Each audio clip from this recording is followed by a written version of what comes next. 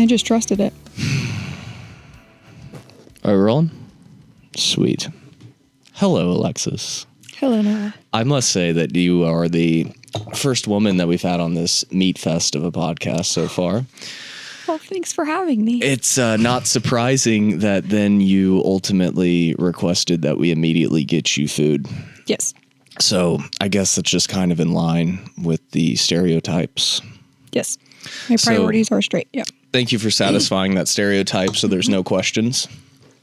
Alexis, with 4 last names, please tell us why in the world you got into hospice care and what you do. I got into hospice because I was going through a really shitty breakup and needed some extra money. So I ended up starting hospice on call on the weekends, and I really, really loved it. And I ended up switching to case management full time during the week. Here I am. When you got into hospice, what did you expect? More death than I do see.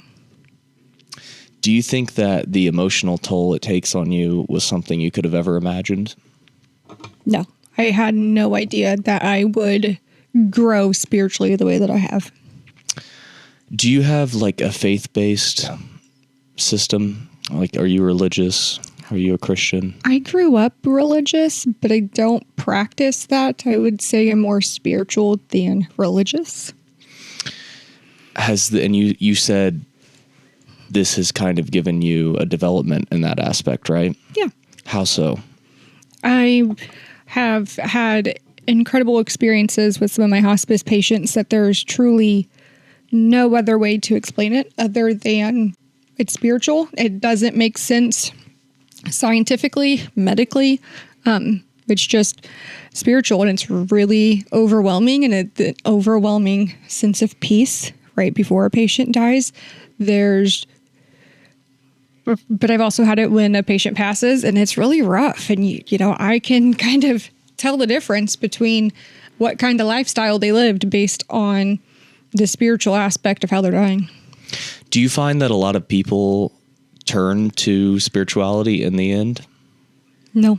So if they aren't already employing a system in their life, you don't find that they tend to, at the end of time, turn over a leaf and find God right at the final moments? Or have you ever seen that? I think I have seen that more with the families really clinging to their religion as their loved one is passing, whether or not the loved one was religious or not. But I haven't necessarily seen anybody like suddenly change their whole lifestyle and ideas of it all. And you don't only do that till the end of time. You know, they've almost accepted where they've been, and they keep that going to the end. Does the company you work for, do they integrate like a chaplain or anything, or like a church as far as to accompany you in your palliative care that you guys provide? Yeah, so the company I work for, we have 5 chaplains, and all of them have their master's degree.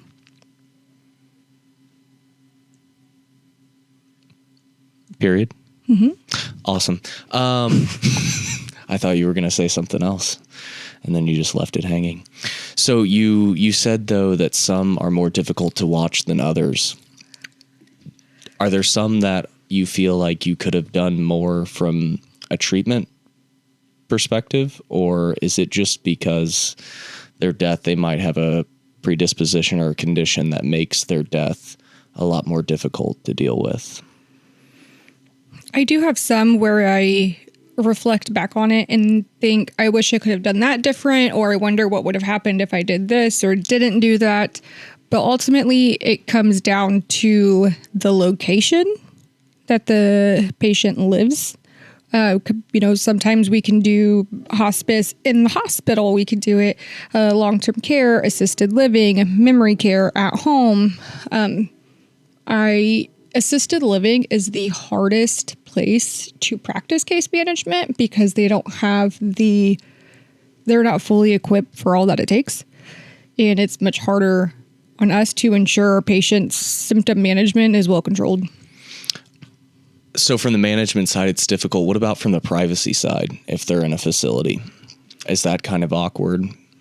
Yeah, when they start to see me more often, and they know that there's a resident, a roommate, a neighbor next door that's going down, and sometimes people are curious and want to ask, and they're always really well-meaning, like, oh, hi, how's Sally Sue doing? Well, she's dying. I'm here, so she's dying, so sometimes that's awkward. Have you had any bizarre cases where someone was on palliative or hospice care and then they turned around? Yeah. I actually did a living funeral for a patient, and he is still alive. What is a living funeral? Living funeral is that of a funeral of the dead, but he hasn't died yet. I truly thought he was like 3 days or less to live. And I mean, all the symptoms, all the things. And I told the wife, I said, hey, let's do a living funeral. We have all the family and everybody's here in town. So, my patient can hear all the wonderful things people are going to say about him. Why does he have to die for everybody to get to go to do it? So we did it. How long ago was this? This was last June. And this guy's still alive? Yes. And he's actually my longest. He's the only one I've had this long. What condition does he have? He's on for a cardiac diagnosis. And he just keeps pumping, for lack of a better term. When I first got him, he was taking, 2 handfuls of cardiac meds, and it was a total cardiac polypharmacy. And his blood pressure was always through the roof. And I'm triple checking his blood pressure. I'm like, I don't even want to document these vitals. This is scary. But, oh God, I forgot what I was talking about. The guy in hospice. No, it's fine. The guy in hospice. I was going to say about him. So he got real sick and he was really, really nauseous for 6 weeks straight. Couldn't keep anything down. He ended up stopping all of his medications, these 2 handfuls of cardiac meds, because he kept throwing everything up. And once he was completely off all that, we slowly reintegrated the brat diet to just help try to keep stuff, down and not irritate his stomach lining. His blood pressure's perfectly fine. 82 years old and blood pressure's 117 over 80. Beautiful. I've heard so many horror stories, specifically one from somebody that I used to live with, but they had their grandmother basically giving her way too much fluid in the hospital, writing her off. She's on palliative care, and then they stopped her fluid, and then she completely turned around, and she's still living to this day. And this was 6 or 7 years ago. Do you ever feel like sometimes we over-medicate these patients? Absolutely. How much say do you have being the frontline communication with seeing their acute vital signs and you communicating to the doctor? Do you ever feel like you're overstepping if you see something, but maybe it's not your role to say, hey, I think this guy's on too many pressors, et cetera, et cetera? At the point where they are admitted to hospice, it is appropriate for me to do that. And a lot of times I will look at the medication list and discontinue anything that isn't going to help symptom management, like statins for cholesterol. We're getting rid of it. Thyroid meds, getting rid of it. We don't need that levothyroxine anymore. And vitamins, multivitamin. Now, if it's anything like a Lasix, it's going to help with symptom management and keep them comfortable. I will keep that as long as possible. I will always keep pain meds and antidepressants up until they are absolutely no longer able to swallow. Do you have the autonomy to do that right then and there, or does this require approvals? This requires approval. I do have to run it by him, but I have yet to have anybody, say, actually, this doesn't make the most sense. Generally, do you develop a rapport with the doctors that you work with and then they trust your instincts? Yes. How many total doctors? Well, I guess you respond to so many facilities, homes, et cetera, that do you have quite a few doctors you have to interact with? So the way it's broke up, in my territory, there's 2 providers, but all of my people are grouped together. So I have one doctor that I go to for all of it. And then I see her every other Tuesday for interdisciplinary team meeting. So we are regularly in communication throughout the day when I need anything or as things change. But we also sit and like formally go over all of my patients every other Tuesday. How many total hospice places have you worked for? 3. What is your biggest critique if you could change anything, if money wasn't a factor? I would like to see better leadership in leadership or management roles. I think everybody in a management role absolutely should have some kind of leadership course or certificate. And what would be the direct impact to the patients?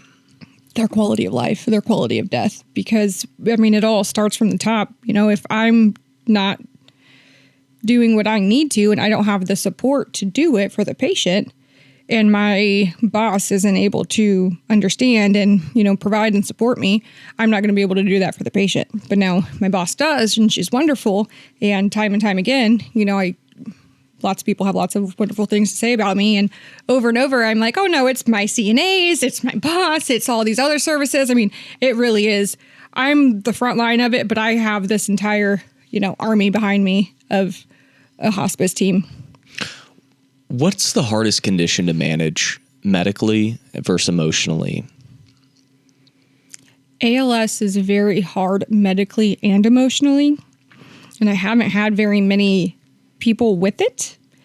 And my boss knows that it's very hard. And she has said that if and when we get patients with it, we are very particular about our nurses' experience, all of our case managers that we have on the Northland team. Whoever's the most experienced and whatever their acuity of their current caseload looks like, that is who will help with that patient. Okay, so take me through if you need to get somebody admitted onto hospice. What is the process like for a family? Okay, so say you reach out and you're like, Lex, my mom's doing really awful. I don't know what to do. But, you know, or they said it's time for hospice. I want to use your company. I would get with my marketer and she would contact you guys and contact you as, you know, the main caregiver, the DPOA, get some basic demographic information, come out and do an evaluation and see if she truly qualifies for hospice services. And if so, we can do the admission right then and there. And what would be the biggest thing you're looking for to see if they qualify? Okay, well, tell me what the disease process is or the body system. Okay, we're going to get fancy. Well, like, so if they have stage 4 cancer and they're at the point where they have treatment options, but they're sick and tired of treating themselves, is there a direct contraindication to it's not this person's choice? The doctor's telling them that they've seen stage 4, not cured, but go into remission in some cases, so now they don't qualify. No. Or if it is stage 4, if there's any kind of metastasis, they will always qualify. Now, say it's a cardiac diagnosis, we would have to make sure, you know, that they have failed all these other interventions and medication therapies, as well as be in a functional decline. So they have to be dependent on, you know, meals, bathing, ambulating. There's 6 of them. Feeding themselves, meal prep. And a lot of times patients, when, you know, they need our help and we're there and we kind of elevate and support them and they graduate from hospice. All they needed was a little extra oomph. It could be for a few months, it could be for a few years, and they usually come back to us. What cardiac specifics would qualify you to be on hospice? Like, besides end-stage heart failure, what other things that involve the cardiac system would somebody go on hospice for? Because to me, that seems crazy. We have so many drugs and so many treatments. Do you want me to pull it up? Yeah, pull it up. Okay. It's called the New York Heart Association scale. That's what we use to qualify for hospice. It seems like, I guess we could probably pull it up too. Yeah. What is it called? The New York Heart Association? New York Heart Association. Like if somebody's non-compliant with their hypertension medications and then they develop like diabetes or things like that, can they get qualified just because they're non-compliant and then they put themselves in that position? Yep. No limitation. Okay, break this down for us, Alexis. So we are looking at class 3 and 4. Comfortable at rest, less than ordinary activity causes fatigue, palpitation, dyspnea, and agonal pain. Anginal pain. What did I just say? Agonal. It's okay. The only reason I remember is because it's like vaginal without the V. Oh, I think the hospice in me is read it as agonal. This doesn't surprise me. Now 4, so we can take some people in a 3, but then they will likely have some other comorbidity that, for them to have an overall functional decline. But for a cardiac patient, they're almost always going to be a stage 4 already, but they're just doing their best to stay alive. And then they end up in the hospital because they fell or have some kind of infection. They realize how bad cardiac is. And then they're like, or they might be 102 years old and they fell and broke their hip and they're not going to survive surgery. And they realize how severe their cardiac function is. And so they recommend hospice. So if you're a 1, do you never qualify? No. And then 2, slight limitation of physical activity, comfortable at rest. Ordinary physical activity results in fatigue, palpitation, dyspnea, or agonal pain. Agonal. Do you have 2s that qualify? No. No. So 3 and 4 is the only ones that qualify for hospice. Let's look up the FAST scale for dementia. This is a much better, more interesting one to talk about. So this is another scale. So we have like a PPS scale, like a palliative performance scale. There's all sorts of scales for all different types of body systems and admitting diagnoses for hospice.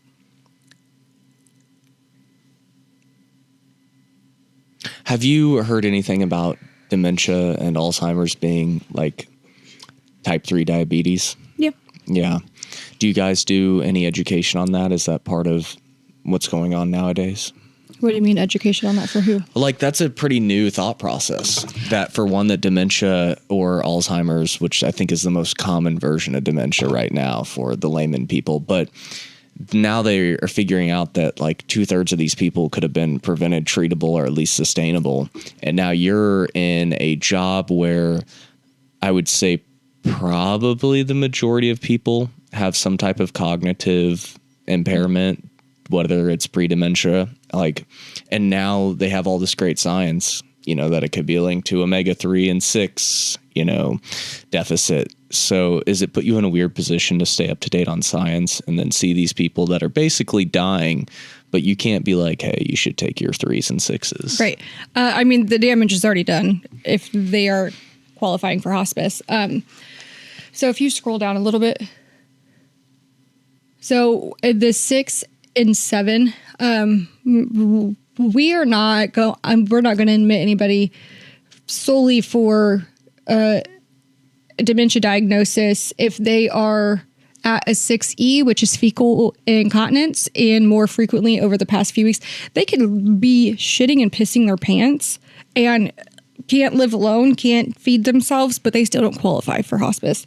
We really want to see in the 7s, if not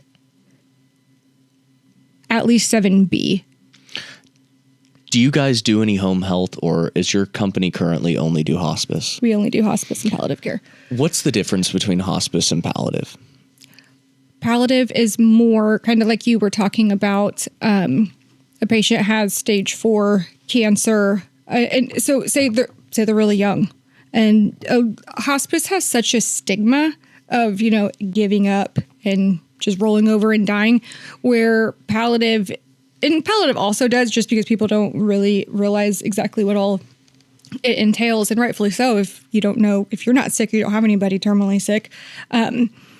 Palliative is more for pain, where hospice, you're probably not getting out of the house a lot if you can, or you're probably in a facility where palliative is more pain management, treatment, not I am walking you home, wherever that is. Does the suspected outcome matter? Like in palliative care, are they suspected to die quickly, or like vice versa against hospice? That's like, does the timeline of their death matter?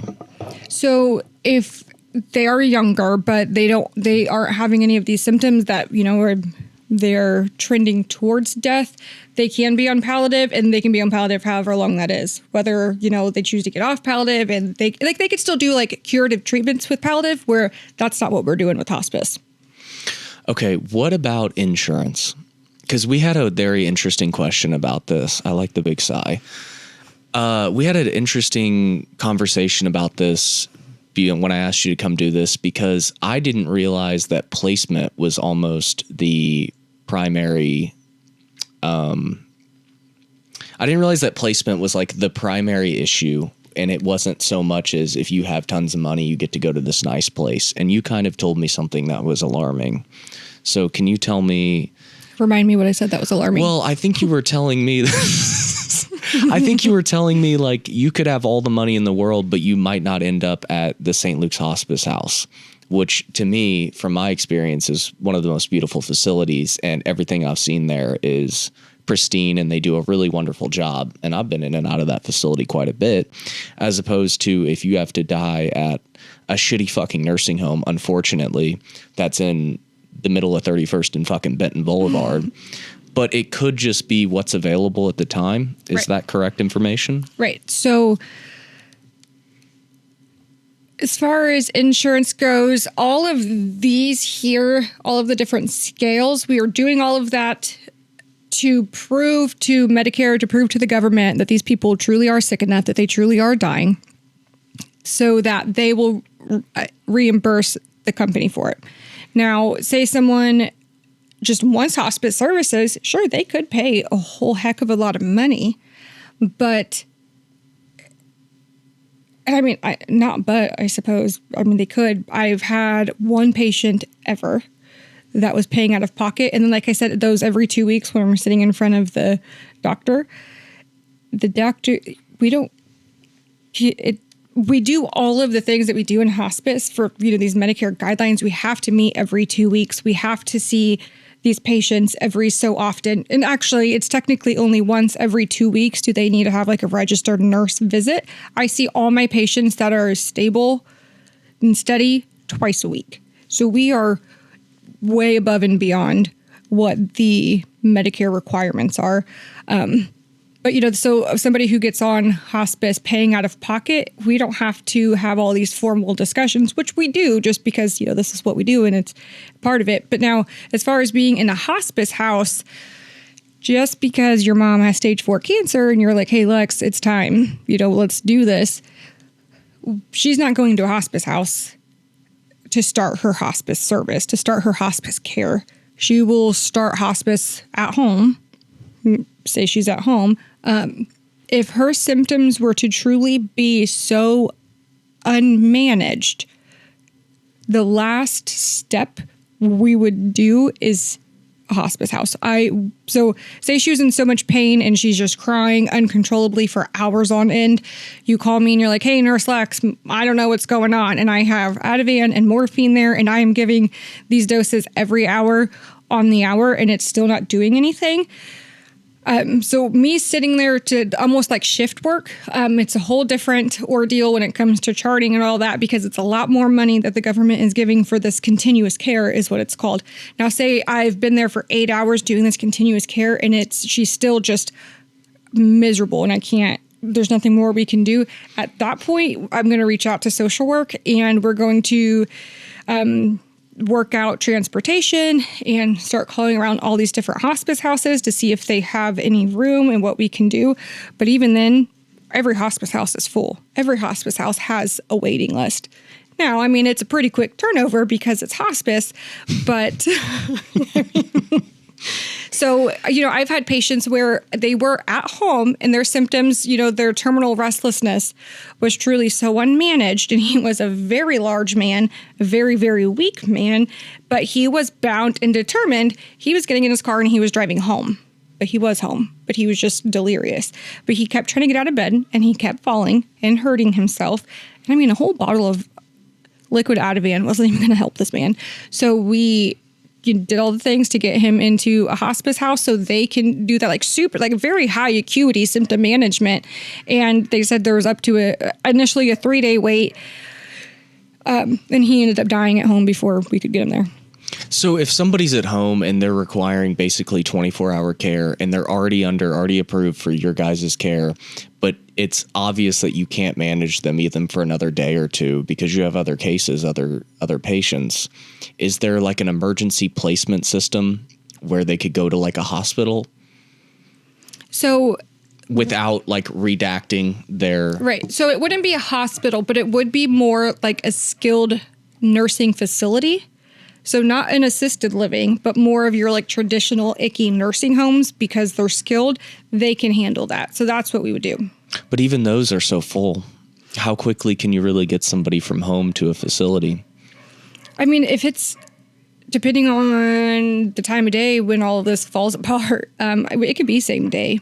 Wow. That's really incredible. I didn't realize that. I don't want to get you in trouble, but what would you look for in a hospice company to know that you're making the right choice? Like from your initial interaction, is there any giant red flags? Now that I've been in hospice, moving forward, if I were to interview for a new company, I'd be interviewing them just as much as they're interviewing me. I would want to know what their requirements are for admissions because I've worked with hospice companies who will lie about how much weight a patient has lost just so they can get on or, fudge a lot of things and it's all Medicare fraud. That's just because people think they can get away with it until they don't. Their company has to pay millions of dollars back. Where they just hope that they've made enough to pay that. Absolutely. Yeah. Yep. So what I would look for, I want to see good leadership. I want to see integrity with their admissions. I want to know that my patient is truly, I want to practice hospice and that is 6 months or less to die. Sure. They could be in that very, low functioning decline for years, but they are in that low functioning decline. And I have the skill set and the passion to help elevate that quality of life and their quality of death. I don't want to see somebody, I don't mind, I'll still love them, but I don't want to see somebody who can still drive their car. Okay. All right. Excellent. Sorry about that. We had to feed the hangry person, the hangry guest. Was your food good? It was delicious. Thank you. Okay. Will you satisfy me and do some smelling salts so we can really give this a jump start? I've never done this before. Okay. Smell the bag first. Here. Like that? Yeah, just kind of get a whiff of the bag. God, fuck. That smells like hair bleach. Copy. Go ahead and open the bottle now. Take it out of there. Oh, no. Yes. Come on. You want a chimichanga. This is the cost. I didn't read the fine print. God, it burns. Are you awake now? All right, let me see that. What is it? I think it's just ammonia and amphetamine salts. Oh, well.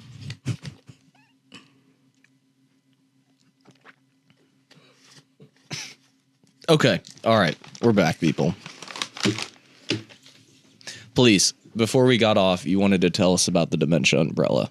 Yes. So take us through it. The dementia umbrella and the FAST scale is what we were last talking about. So the dementia umbrella, dementia is a more broad term. And within this umbrella, there's different types of dementias and there's different symptoms. And based on which type you end up with, kind of depends on your quality of death. Then definitely your final weeks and months prior to death. So first and foremost, Alzheimer's is the most prevalent, 60 to 70% of cases. So this is when, you're having that impaired memory, language, visuospatial skills. A lot of times people hallucinate and see things that aren't there. I have a patient right now who's constantly telling me to get them out of his room. And instead of saying, "Oh, there's nobody in your room, Bob," I'm like, "Hey, get out of Bob's room. I've already told you." And he really loves me because I make sure they stay the fuck out of his room. Where like vascular dementia, this is absolutely based off lifestyle factors. Same with frontotemporal dementia. Lewy body, there are genetic factors to it. Lewy body, there's genetic factors to it. It is more what we see for like an early onset dementia ends up being Lewy body. I have two patients right now with Lewy body. They are both in their early mid 60s. They are still walking, but they are gone mentally. I mean, they can't follow simple one-step directions. Please sit down so I can take your vitals. They can't do that. Doesn't Lewy body, a lot of times, I feel like the presentations I've seen is like similar to like CVA, where they'll have like a left lean. Or just like some kind of a gait issue. Yeah. But they are up walking and talking, even if it doesn't make any sense, much longer than the other dementias. Is there a differential diagnosis off the top of your head for someone that has like frontotemporal dementia versus Alzheimer's? A lot of times they're going to have some kind of untreated cardiac, kidney, diabetes. That's going to lead to be all of those long-term untreated. This is where we're at. So that when you hear people talk about like the type 3 diabetes, this is exactly what that's talking about, because all of these untreated cardiac, your untreated high blood pressure, which is then going to affect your kidneys long-term, which is then going to affect all of the other things. This is what we see compared to Lewy body, where they could be in perfect health and, had lived a really healthy lifestyle, and that's still what they end up with. Yeah, sometimes you can't beat genetics. Does everybody generally get a specific diagnosis? Like if you have dementia, do they know exactly what type? No, and there's studies that, there's some places talk about you cannot formally diagnose one of these over another. I actually just earlier this week, I texted the old medical director that I used to work for, and I asked, I'm on the back end of medicine now where he's on the front end since he's doing primary care. And I said, I want you to get me in touch with some kind of neuro friend or something. I want to do some kind of something. I need to know. I want to show you guys what it's like on this end. I want you guys to do better with diagnosing more accurately so these patients can have a better quality of life, a better quality of death when we know. Because a general senile degeneration of the brain, that's even more vague than the umbrella dementia, where, it's almost like failure to thrive.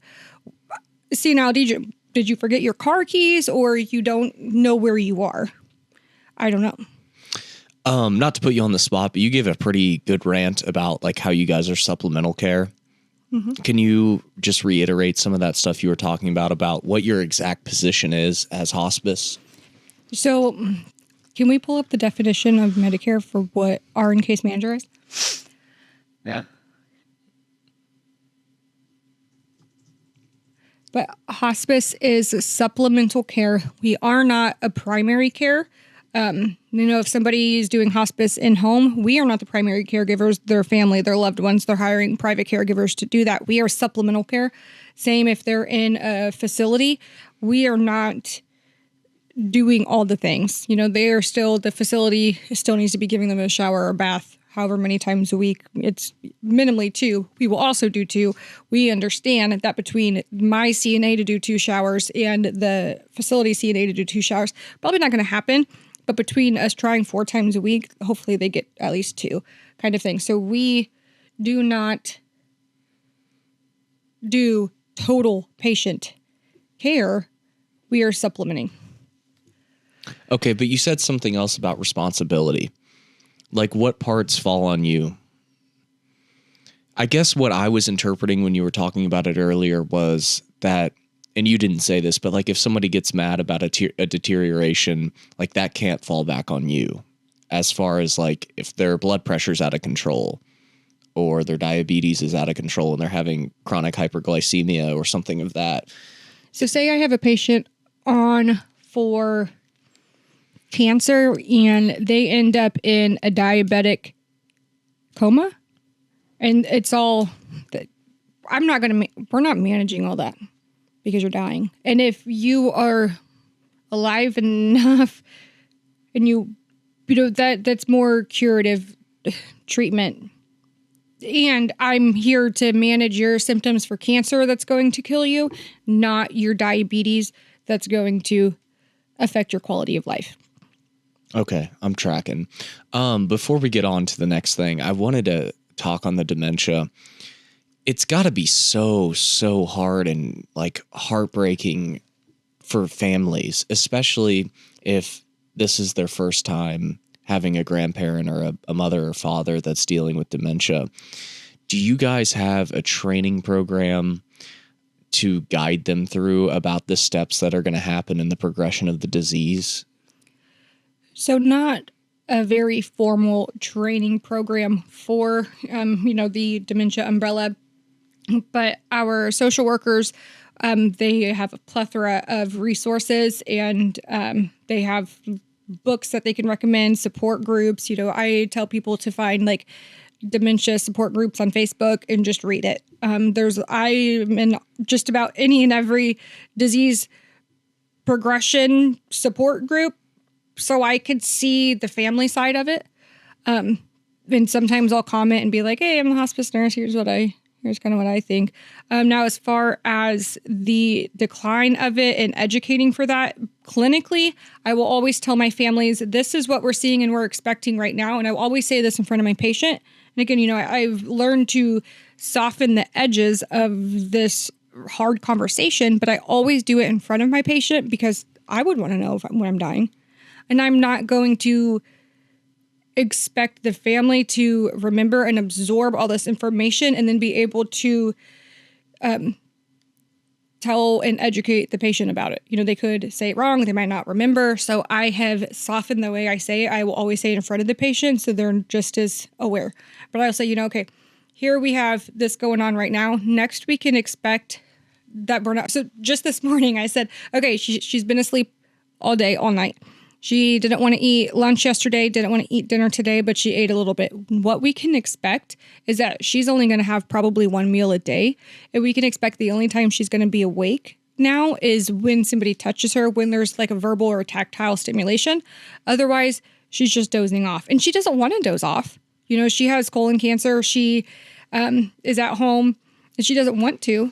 But she's on so much pain meds because the cancer is so painful as it's so rapidly growing, where 2 weeks ago she was taking herself to the bathroom. But this week I had to order her a wheelchair just so her son can push her from the recliner in the living room to the bathroom because she's too out of breath for that. So I let them know we can expect that we will have to order this DME wheelchair. We will have to order a hospital bed. Not right now, but I want to put that in your mind. We're going to get there. And then, what we could see next is, she's going to be sleeping a lot more. And then when she's sleeping all day and refusing all meals, please let me know. The first time that happens is she goes a whole 24 hours without eating it. And I told them this is going to be such a quick decline, much quicker than some of my other patients with whatever kind of cancer. And this is what you can expect at that time. Then I let them know that, we'll have some breathing changes. Vitals will be slowly softer. They're going to spike and then they're going to be all the way soft until I can't pick up blood pressure or an O2 reading. And we're going to end up having, a terminal fever because I have this light dimmer analogy where, when you start to model, you're modeling and it's kind of like the light dimmer, slowly going down. Our body knows that we don't need our hands and toes and feet and all that to survive. So our body then puts all our what's the word I'm looking for? Not position, directs. Reprogramming? redirects our, energy and blood flow to our vital organs to keep us alive. And when that happens, and it's an endocrine compensation. There we go. There you go. Yeah, That's it. And it's endocrine dysfunction. And so we're going to have a fever, and always I'm going to see the core 2 to 3 degrees higher than the forehead. And once we get the fever, it's not often it's going to go away. And at that point, I will tell them, we could do cool wash rags. Of course, everybody looks so cute and comfy, all bundled up with these cute, cozy blankets, but they're really hot. So I will kind of fan the blankets to cool them off, and I will always keep the thin, flat sheet on top of them. But if I have to put cool wash rags on their armpits, stomach, thighs, forehead, neck to help cool them off, in a hospice comfort kit, there is a Tylenol suppository, and I tell people, if we have to get there, we will. But if I'm actively dying, don't shove anything up my butt. I've never done it, and I'm going to do everything I can before I have to get there for it. And so I always tell my patients and families these things before they happen, so they're not startled, so they're not shooketh. And so they know what to, and I don't want to say oh, hey, here's all these details for every step of the way. It's really overwhelming. They know no single person can absorb all of that. So I kind of just plant these nuggets beforehand. And then as it all kind of unfolds, I'm here we are. This is what this meant. This is what we're doing now. Let's talk about it. Let's do this. So here's all this education in detail, what's going on now. And also let me kind of start the next one too. And we do that all the way down. In emergency medicine, you could have a respiratory patient that you kind of know exactly the stages of where they're going. And if you don't treat it, and you pick up on as soon as you see that person, and you have some tangible numbers that you can assess, whether it's their pulse oximetry or their CO2. But you kind of have this intrinsic knowledge of this is exactly where they're at. With dementia, and they're at that retrograde amnesia phase, whether it's pretty quick or they forget things for hours. Is it random how quickly they progress, or generally speaking, are you able to say, okay, I feel like the next few months look like this? If it is solely a dementia not accompanied with other comorbidities such as untreated hypertension, diabetes, I know that's going to be long and drawn out and slow. I know that's going to be really miserable for the patient, the family, and myself and the hospice team. Now, if they have dementia and they have hypertension, I know ultimately even though they're on for a dementia diagnosis, I know ultimately it's going to be the cardiac that takes them. If they don't, they're not on my caseload forever and ever with just dementia. Cancer and COPD are usually pretty quick. Do you feel like watching COPD and air-hungry patients is some of the worst deaths? Yes. I would imagine so. I mean, I've been short of breath, but only from a psychological point of view. So I can't imagine having an underlying medical issue that's causing me to be short of breath. Mm-hmm. And then now you're on palliative or hospice care and you're just basically unable to treat it, and you're not really treating it. And then coupled with if they have lung cancer, it seems absolutely horrific. So I had a patient last summer, almost 100 years old. COPD, she was a smoker. 5 cartons a day kind of smoker. It's crazy. She was very, very petite, the most hard-headed human I think I've ever experienced. Her little oxygen tank, she had 1 million of them because she only wanted the little ones, but she had to be up to 5 liters. That's the highest it would go. And she's still calling me, Nurse Lex, help. And I'm but she didn't want to do morphine. She didn't want to do Ativan. And I'm if you are not going to listen to the things I have to say for the treatment for, symptom management, please, don't call me then. And it got to that point where I had to be very firm, and I'm not a mean person. I'm not one to, talk, and then especially this cute little old granny, for me to have to be like, hey, there's nothing I can do for you if you're not going to do what I'm telling you to do. What I'm telling you to do is put that dose of morphine in your nebulizer and breathe it in. I don't care if you don't like, morphine, whoever you think somebody died because of it, hospice killed them with morphine, then die. And we went back and forth. I said, look, I got here to your house. I did these vitals. They're trash. I will do this for you. I'm standing here. Let me do this. And then I will take another set of vitals and I want to show you how the difference between them. And if you're not feeling any better at all because of it, I will never recommend this again. And she felt so much better. And then her vitals were all within normal limits, and she was able to have the conversation. But then, as soon as I leave, 2 hours later, she's calling me, I can't breathe. Okay, this morphine works. Do it again. Do it again. So COPD is very hard. I want to talk a little bit about like you refilling your cup, but like part of the reason I wanted to bring you on is for one, you're very active on social media. Do you feel like that kind of helps you process being able to just, because what you're doing is almost performing your own therapy. And, I've had like pretty clear cut conversations about like, sometimes it's cringy, not to dog on you, but like I get nervous when I'd even post our pictures of these podcasts because I'm like, oh God, someone's going to see this shit that I said online. But looking at it from a different perspective, do you feel like staying active on your profile, your Lex on Life, does that help you process some of these things? Do you ever look at it like that? Like you obviously are there irrespective of patients' names, HIPAA, things like that, but you're also getting to share your stories and the difficulties of hospice all the time on social media. And I'm sure that you also fear judgment, as I think we all do. Does that, though, do something for you personally?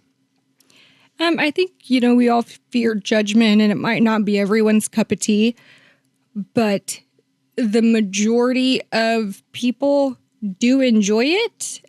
And it reminds, if they have a similar experience, it reminds them of somebody, their loved one that has passed. Or really, I want to also help like change this stereotype that hospice is, rolling over and giving up. It's a lot of fun. And like I said, initially getting into it, I thought my job was going to be a lot more death, but it's just taking care. I get to know these people as the way I do, so I could better tailor what they need to who they are. And so I really want to change the stigma of hospice is scary, hospice is sad. So that's one of the reasons why I post. I also want people to realize that these people in any role in hospice, they are still people. I'm still a mom. I'm still, coming to hang out with my pal tonight to talk about this. Like, I'm still a human. And I think a lot of times people expect or they forget that us as medical professionals, we're still just people. We're still just, so ultimately to answer your question, yes, it is helpful for me, but there's so many different like avenues with it all as well. You can almost use it as like a reflective tool too, because you went the extra step and, like, for example, we were just talking about the guy or the lady that you took to get tattooed.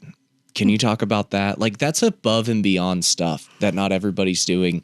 And for you to get to look back on that, maybe when you're having a hard time or a hard patient, and maybe you didn't get to do that extracurricular activity, which you do a lot of. You were just telling us about another one, but it just seems really important to me, especially from what I've recently learned and like refilling yourself to be able to help these people.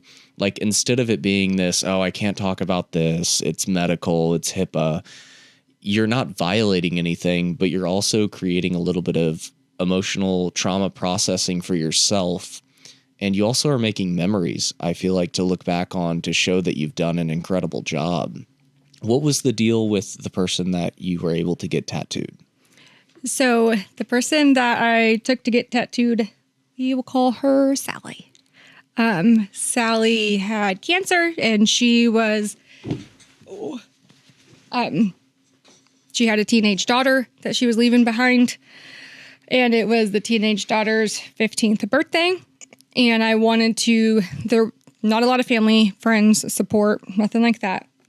I really wanted to make it special for her daughter because I knew this would, there's no way she was going to be here for another birthday. So I have a fancy stethoscope that records, and I could do like a whole cardiac assessment, and I have an app on my phone. So I could record the heartbeat and it takes an EKG. I was able to do that for both Sally, and we will call her daughter Sophie. For both Sally and Sophie, and I had both of them. They would always say, I love you to the moon and back, and like moons were like their thing. So I had them both right. I love you to the moon and back, draw like a crescent moon, and I had their heartbeats. I knew I couldn't do this for the daughter, and it was her birthday. So on her birthday, I took both of them to the tattoo shop and got the mom, Sally's tattoo, which was Sophie's handwriting and her heartbeat. So then when Sophie turns 18, she can get her mom's handwriting and her heartbeat. But I said, you know what? This seems weird. Like, happy birthday. Your mom's getting a tattoo. I'm sorry. I said, so what I want to do for you, which also seems weird because you're 15 now. I said, but I want to take you to Build-A-Bear and get a bear. And, this heartbeat that I have, I want to put it in, we can do all this. So you have that. She's like, yeah, of course. I would love that. So I took her to Build-A-Bear, and as soon as we walked in, nowadays, they have Build-A-Bears that have their little own Build-A-Bears. It's so cute. So she was like, oh my gosh, this is so cute. This could be for my mom. And I'm like, yeah, duh. She was like, can my mom be buried with it? And I said, yeah, duh. She said, okay, cool. So then, we kept I have goosebumps. We kept this little bear with us because that was one of the first things we had got. And then we did her whole bear, and the t-shirt we picked for the bear says emotional support animal or emotional support bear or whatever. How cute. So we got the recorders and we took it back to the facility that the mom was at, and we had her record. I recorded her heartbeat, but then we got two, one for each paw.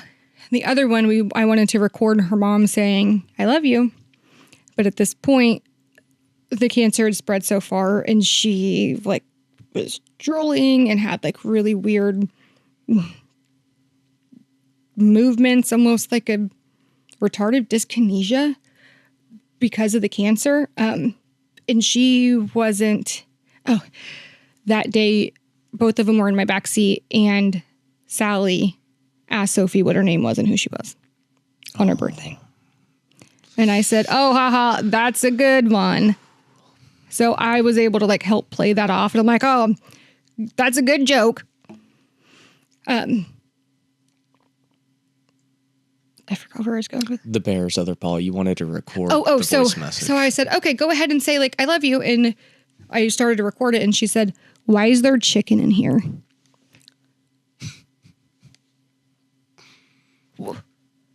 So I'm like, no, Sally, we're going to say, when I say 3, 2, 1, I'm going to hit this. I want you to say, hi, I love you, or happy birthday or something. And she's like, why is the chicken slimy? Oh, I don't know. Can you just say I love you? And she said, hi, I love you. And it almost had a question, but I thought, okay, well, we could play this off as quirky. And that's what we had to do.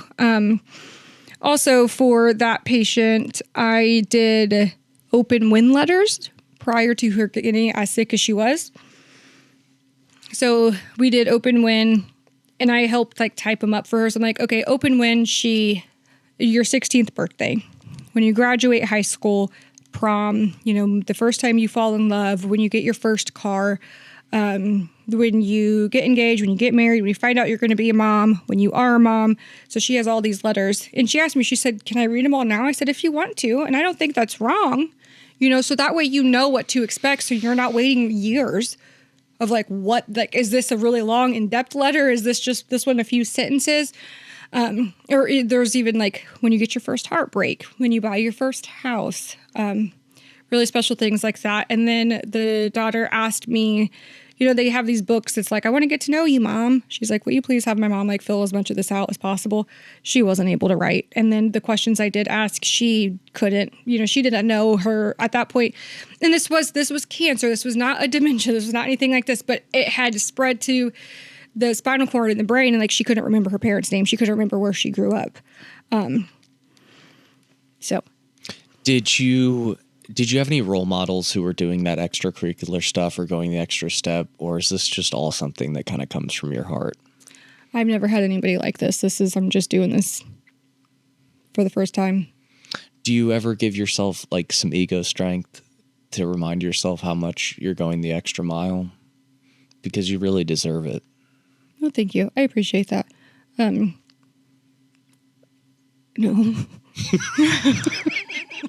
Well, you need to. I mean, that's really amazing. I mean, I've had some experiences, but I mean, you're integrated into a family for who knows how long, whether it's 2 days or 2 weeks or 2 months. Or some of my very first patients that I had passed, they follow me on Facebook. They tell me happy birthday. I still text them. I have been the daughter, the granddaughter, the aunt, the niece, all of it. I get adopted at least once a month. And that's wonderful. I mean, my family is terribly dysfunctional. And so are all these other families, to be honest with you. But it's good that I continue to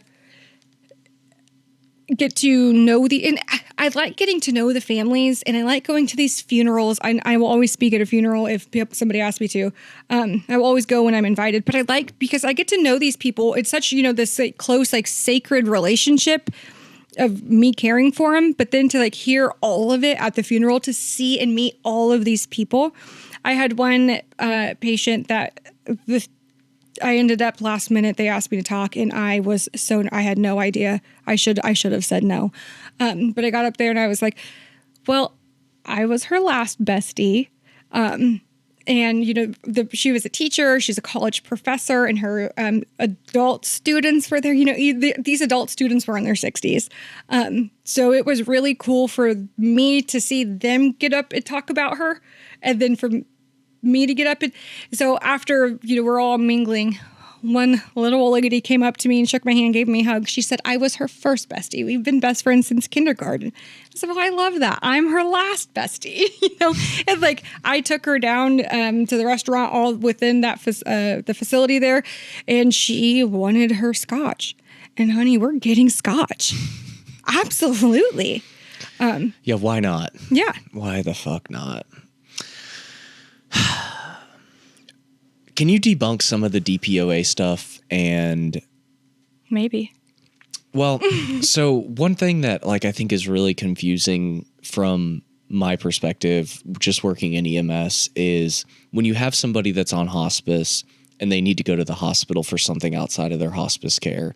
Can you help define the parameters about when they can be transported and what the actual process is? Because a lot of people still to this day, like experienced people, think that you can't take them at all. And that's not true. So like, what would you want people to know about conditions? And instead of us sitting there waiting for a hospice nurse to show up to make a decision, what would fast track that process as far as if somebody is on hospice care? So do you mean in like a facility setting or a home setting? I've seen both. So for instance, like if they fall and hit their head and now they're at risk for like a hemorrhagic stroke, which is the only thing that could be going on. Like you hit your head, either you need to go because you're bleeding in your brain or there's nothing wrong. Right. It's like one or the other. But also then like you'll have these new providers that are like, oh, well, they're on hospice. We have to wait. What is your guys' preference and how do you like to handle those cases? So I tell all my patients and families that I am the new 911. Now, unless you're bleeding out where you fall and hit your head or you think you might have broke something, call me first. If you call EMS first, call me second, because I'm going to have a conversation with somebody.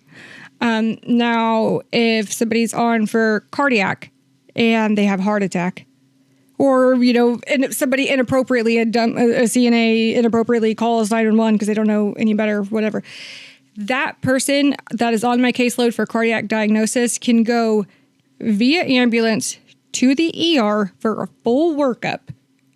And Medicare is going to pay for all of it. But if that patient needs to be admitted to the floor in the hospital, that is when they have to revocate from hospice.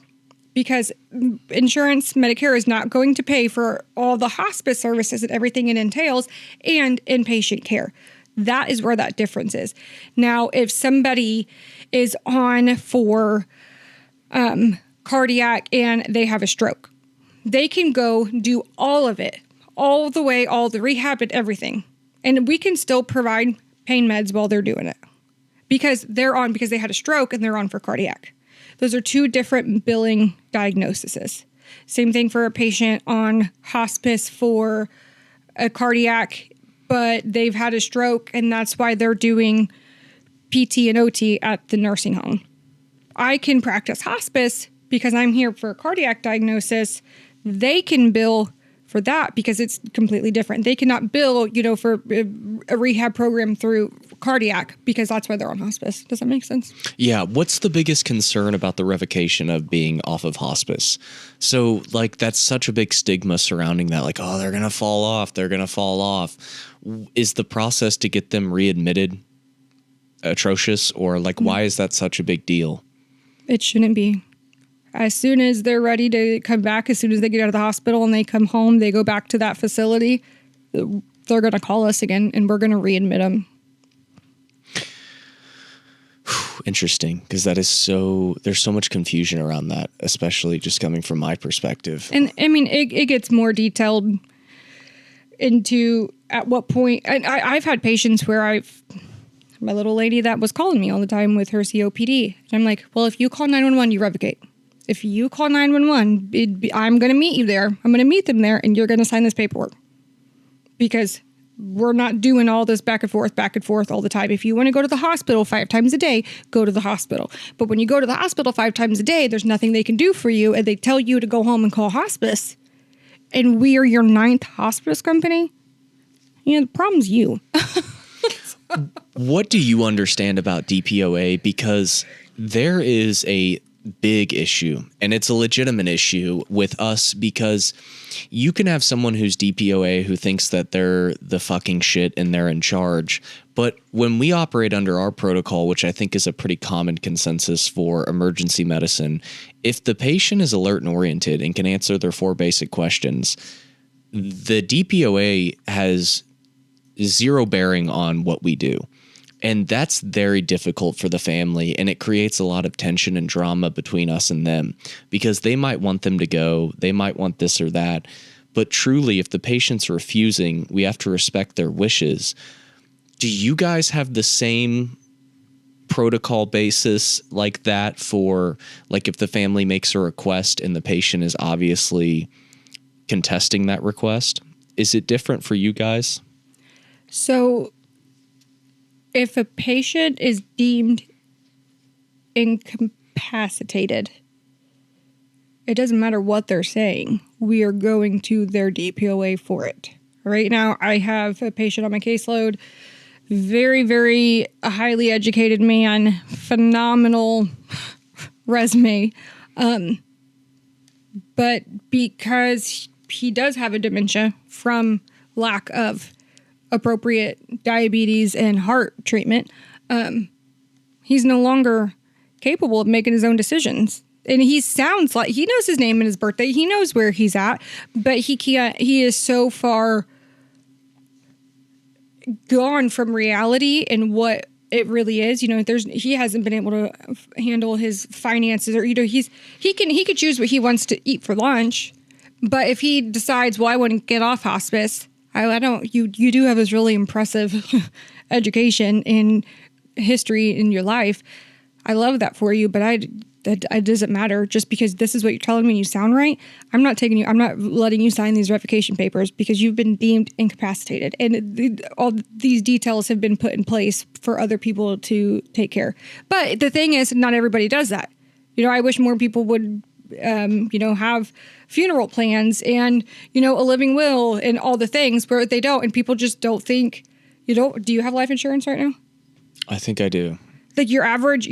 But ours is through work. I wouldn't have it if I didn't. Sure. Yeah. And that's what, just life insurance itself.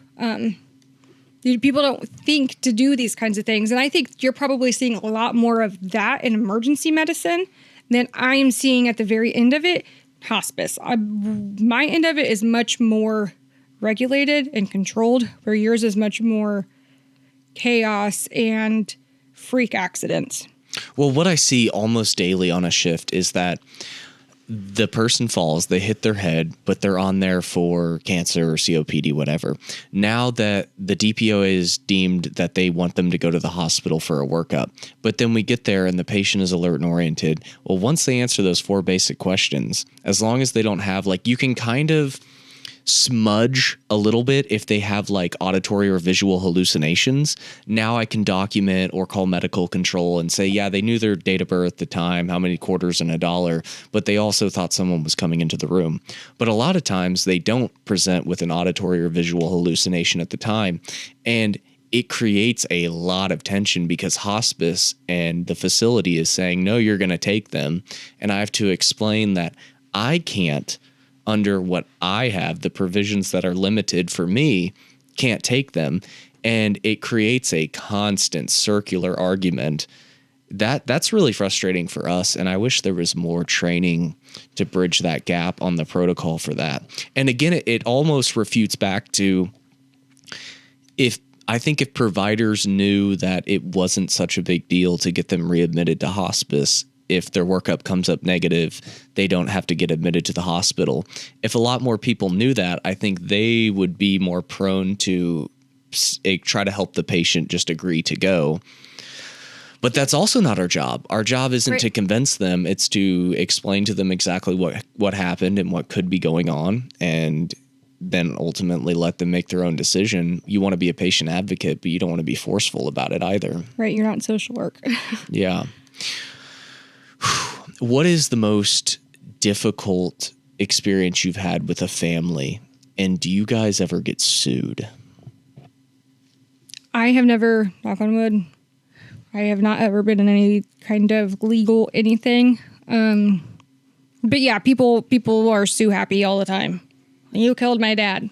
Well, he was on hospice, and I actually loved him and saw him more than you did.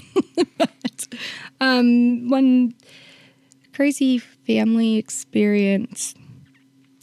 Last winter, I had a patient. His DPOA was his niece.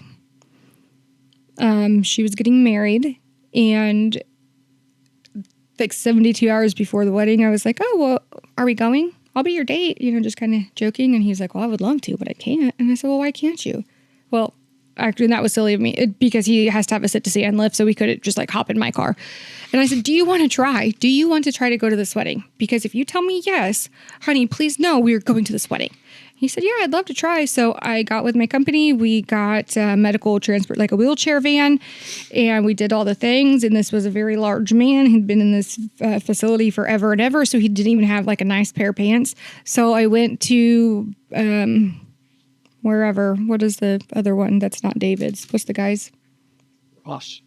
What? Ross? No, is it DSW?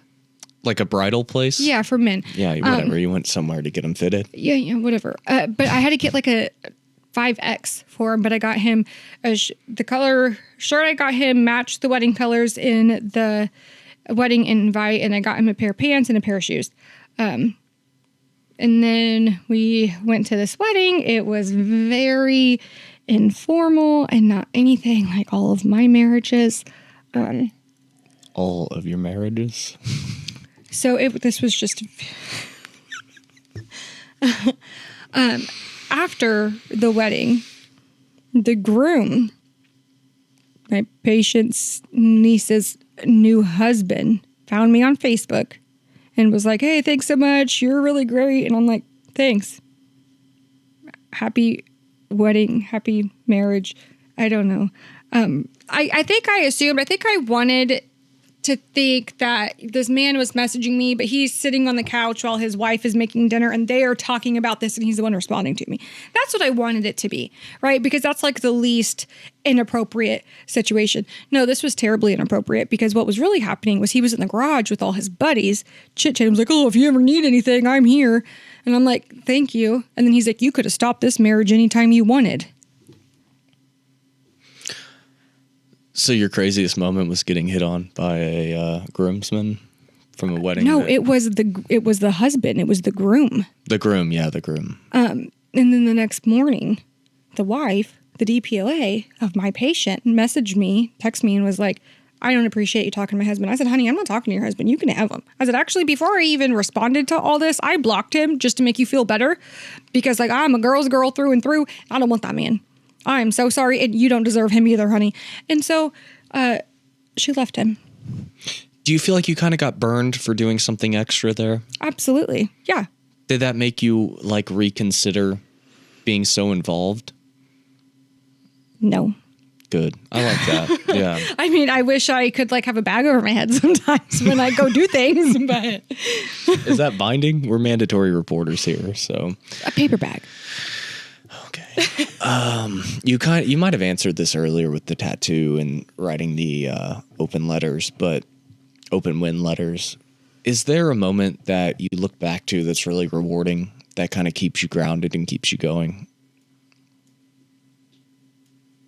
I have so many. Is there a favorite one that comes to mind that's like constantly on your mind? Probably Sally and Sophie. Whatever. Did the recording go into the bear? Yes. Okay. So then the daughter kept the little one. So the little one, the last 3 weeks Sally was alive, I made sure to tuck her in with the bear. The last 3 weeks that Sally was alive, Sophie had previously asked me if I would be there with her every single day. She wanted to spend as much time with her mom as possible. Her parents were divorced, and she obviously was living, with dad and stepmom full time while mom was dying. And I said, well, yes, of course. Why did I do that? That's weekends. That's every day. But I did. I went and I picked her up from her dad's house and took her there, and I would either drop her off or sometimes they would meet or drop her off there and she wouldn't go in. And every time I would go in before, just so I knew what she looked like, so I knew how to explain it. Or if, she needed anything or it didn't make sense, a lot of times I was kind of like easing some of these situations that the daughter was experiencing. I'm like, oh, well, that's because, it's like up in the brain now. Or, when she's like constantly drooling and like wiping her drool, I'm like, well, that's because it's up in the brain now. Or she's so weak, she needs, for the first time, she watches her mom look over at me and tells me she needs to go to the bathroom. But then Sophie looks at me real quick, like, why'd she just tell you that? I'm like, well, she's really weak now, so I'm just going to help her. So little things like that. So the last 3 weeks, I made sure she had the bear. And when she did pass, I did the postmortem care, called an angel bath. That's very sacred for me. That's kind of like my final goodbye in case, there's not a funeral or I'm not invited. And in this case, they did not want any kind of a funeral. And she said, I don't want to be dead, bald, in a casket, and my teenage daughter is sitting there crying, and she looks around and sees nobody's there because I don't have family, I don't have friends, I don't have support. I don't want my daughter to ever think about my life and the lack of people I had in my life. I don't want her to think about all my life was for the rest of her life. I don't want to have a funeral. I don't want to be cremated, but I don't want any kind of service or anything. So it was a direct burial. But remember I said I was going to put that bear in the casket? Oh, I remember. Mm-hmm. So I had this bear, and she also had a bracelet on when she passed. So I took the bracelet and the bear, and I kept, I'm like, I need to get this to the funeral home. I need to get this to the DPOA so she can get it to the funeral home. And the funeral home had told the DPOA, we will do these direct burials when we have, time to do so in between all these like formal funeral services. And they had said it was probably going to be Friday afternoon sometime. So I'm like, okay, cool. I have the week. And then I'm like, I'm just so busy. I got to get going. I need to do this. I need to do that, whatever. And I'm closer to home. I might as well just be done. I'm not going all the way back to North Kansas City so I can drop this off and whatever. So this was a Thursday morning. I was in a visit, like taking somebody's vitals, and it just like overcame me. I'm like, I have to call the funeral home right now and let them know that I have this and I need to put this in the casket before they do the thing. So I'm like, hey, my name's Lex. You have my patient, Sally Sue, and it's supposed to be a direct burial. And she's like, oh, honey. And I'm like, oh, honey, what? She said, oh, I'm so sorry. I said, what? For what? And she was like, we just dropped her casket in the grave. And I was like, oh, no. I said, no. She said, not even an hour ago. I was like, please stop. Please stop what you're doing. I'm literally, I'm 12 minutes away. I'm running to the car. I'm on my way. Please stop. She said, okay. I'll radio over and tell them to stop, putting dirt. They had not even put a single shovel full of dirt on it yet. So she walked me over there and I had this bear and I jumped in her grave and did the whole thing. And I put the bear right in there. And then, and this was... You opened the casket? No. Okay. Well, so like right in between there's not a lot of room in between the casket and the dirt. But I had to just tuck it in there and she's like, she's buried with it. And I'm like, cool. But then I couldn't get out. I had to have the funeral director like, she said, I've never seen anything like this. This is crazy. You're incredible. And I'm like, this 15-year-old girl, I told her I was going to make sure her mom had this bear. So they're going to, in a couple years, they're going to have these tattoos and these bears. But for now, all they have is the bears.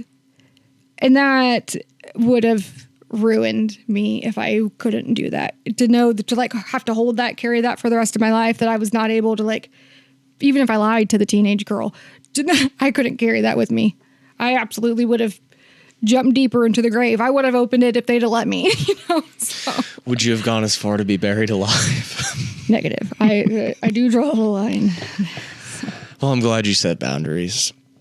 When we first talked about you starting your channel, one of the things you said is you wanted to give a lot of advice about things people don't know about hospice.